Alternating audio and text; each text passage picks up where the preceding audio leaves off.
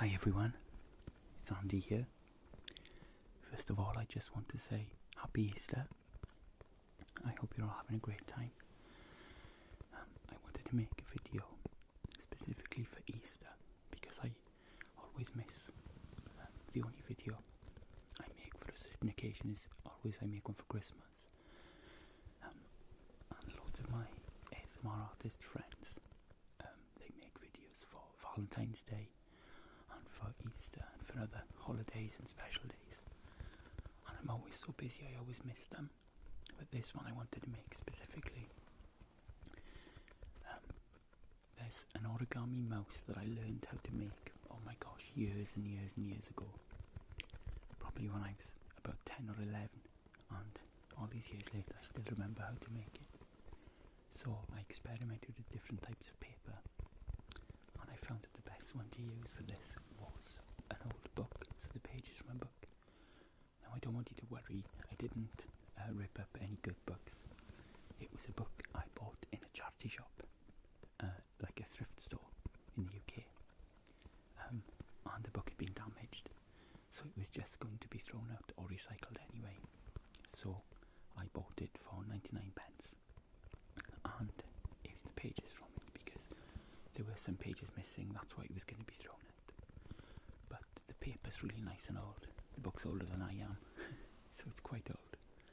And I wanted to fold these little mice to show you guys.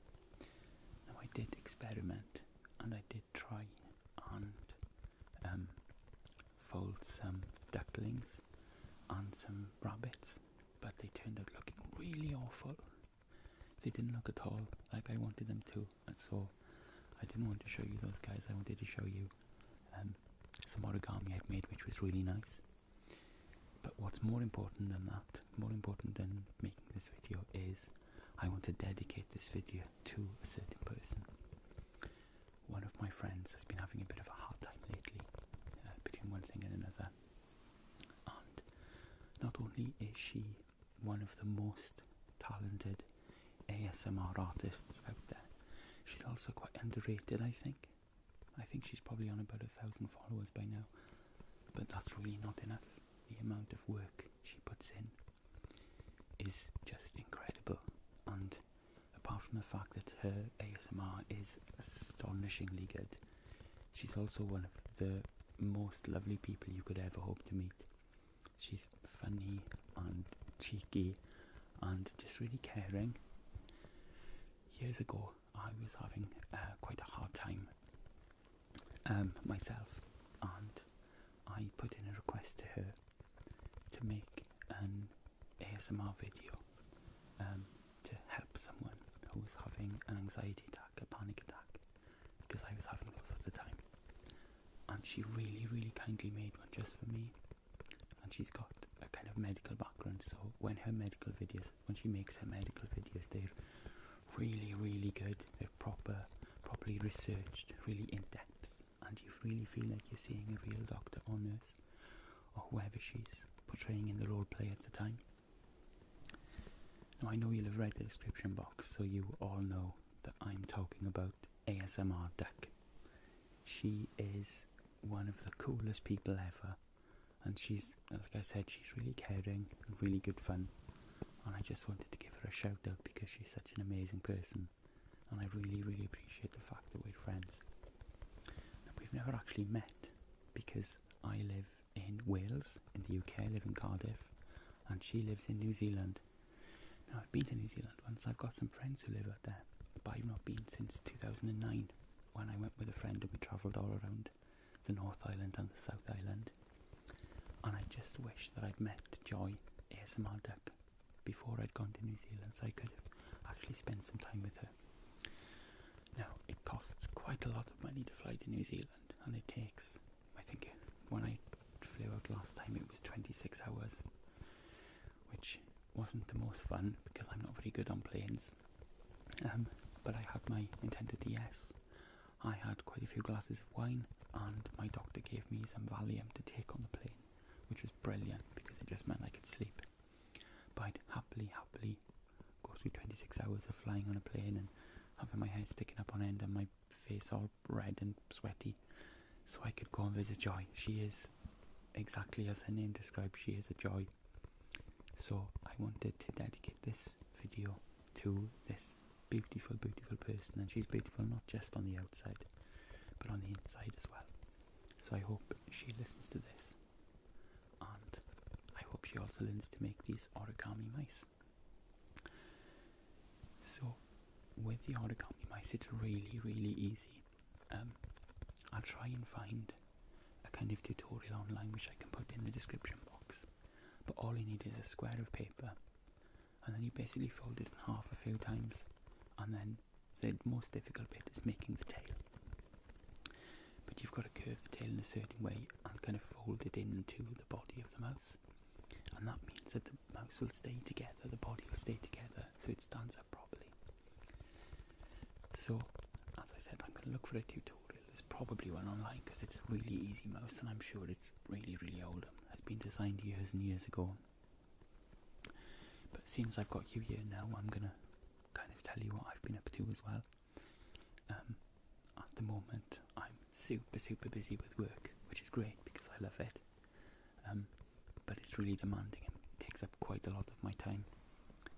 And also, Chris and I are doing some work on the house and in the garden, so all of my spare time is kind of spent doing that.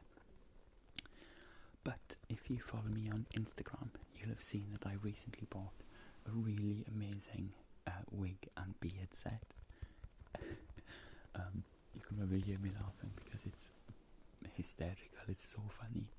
It's really heavy to wear actually. So I've got like the world's tiniest beard, my little goatee, but this is a real proper big, like a Father Christmas beard. So my plan is I'm going to make a series of role plays set in a magic shop. So it's a kind of special little shop that only appears when you need to buy something from it. And I've got a place in my house that I'm going to set up. I'm actually going to do some filming today. A place that's set up that I think will look like a really good magic shop. And then every time I make a role play with it, there'll be a different person working there, because the shop will operate as a kind of magical cooperative. So yes, it's kind of influenced by Harry Potter and Diagon Alley, which I love, but also influenced by the magic shop that appears in some of Terry Pratchett's books.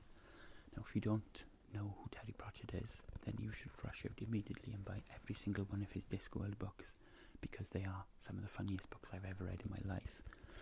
And this magic shop appears, and it's kind of a fantasy trope where a shop appears just at the time the seeker needs it, and there's special magical items in there. It's a little bit like a shop you find in a video game where there's somebody who has a quest for you, or has something that they want to give you or to sell you so that you can continue your quest, like a shield or a magic potion. So that's kind of the vibe I'm going for. So I don't know how many I'm going to make yet, however many characters I can invent, I suppose. I always feel like I should be sticking to the characters I've got, so I started making some videos a couple of years ago with the Helper, who was this masked character who helped the viewer learn some relaxation techniques, and it was a chance for me to buy a really nice mask. And also I want to make some more of the minor demon, which is probably my favourite character. I love to play him, he's loads of fun. But there's so much editing involved in those kind of videos that I've got even less time to make them, because I've got to set up a space in my front bedroom, because that's the only place I've got enough room. And I've recently started with, I hope you've seen my character Andras, who is a vampire. So I bought the teeth and fixed them in, and I didn't use them for ages. And then I started making the character, and it took me ages to write the backstory, and I really enjoyed it. So maybe Andras will end up working in the shop as well. I don't know yet. And also, when I play the vampire Andras, it means I get to put on loads of goth makeup, like I used to when I was a teenager. Yes, I will admit I was a little bit of a goth with the eyeliner and stuff. And my mum and dad have actually got photos of me. Oh my gosh, they're so awful. I look at them now and I cringe, but at the time I thought I was amazing. But yes, I'm really looking forward to starting these new role plays, and I'm going to try to film a load of them so I can actually start uploading a bit more regularly. A month ago, I think it was, I started to upload very regularly, and I got loads of new followers and loads of comments, and I just wish I had the time to devote to my channel. It's the most fun I've had in my life. I really love making ASMR videos for you guys, and I've got so many lovely messages and so many lovely comments, and I just think, gosh, there's so many amazing people out there who watch these little films I make and take the time to comment on them, and I'm just really grateful actually that people can be bothered. I'm astounded that I've got over 600 followers. I can't believe it. I thought I'd have probably, I don't know, 10, maybe 20 if I was lucky. I've also got some new collaborations coming up. One of the ones I'm most excited about is one that's been planned for ages. It's with Minx Laura 123. I'm hoping to make one with Joy, because that would be an absolute joy. And one with Ameki ASMR, and also one with Henrik, Paavo, Nilsson ASMR, and I'll put links to their channels in here. So it's just coming to the end of this now, and I just wanted to say thank you all for following me, and I'll see you soon. Happy Easter.